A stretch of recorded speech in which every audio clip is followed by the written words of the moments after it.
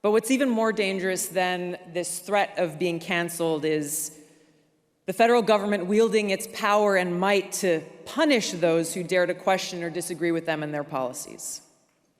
I'll give you one example.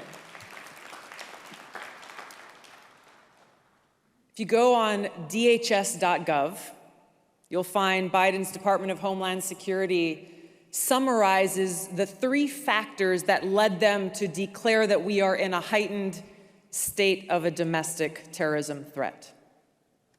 The first of those 3 factors is, quote, the proliferation of false or misleading narratives which sow discord or undermine public trust in U.S. government institutions.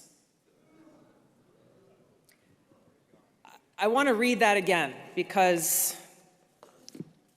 it's important. The proliferation of false or misleading narratives which sow discord or undermine public trust in U.S. government institutions. Number 1 factor. If you replace the word U.S. government with the word church, we can see how those in power see themselves as the high priests in a secular theocracy. This explains why they see those who disagree with them as heretics. And so it's not surprising that those who reject their leadership or views, these are the people who are targeted by Biden's Attorney General as domestic terrorists, simply for holding anti-authority views. Basically, what they're telling us is you are an enemy of the state if you dare to oppose or even question the president, his administration, or his policies. Shut up, step back, fall in line, or we're coming after you. This isn't some theory. This is reality. And this is a reality we're seeing play out in Canada as we speak. You have the autocratic leader in Canada who's resorted to genuinely authoritarian and tyrannical means to suppress a peaceful mass protest against the power elite there.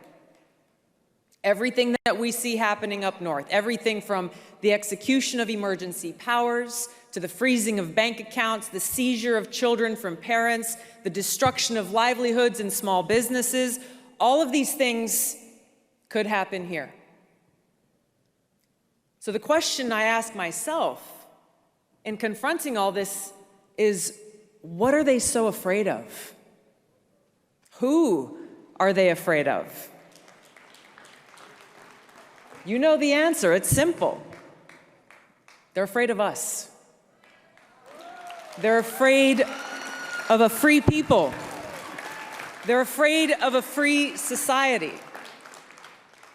I've got to believe that Thomas Jefferson was thinking about these cowardly, fearful leaders when he said they prefer the calm of despotism to the boisterous sea of liberty.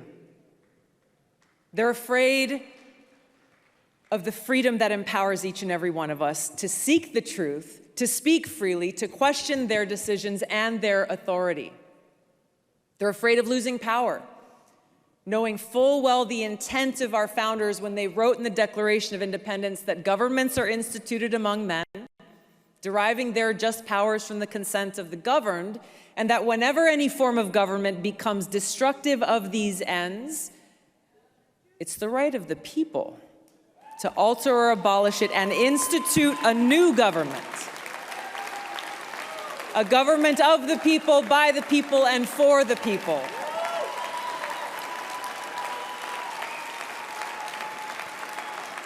This is what scares them. And this is what empowers us.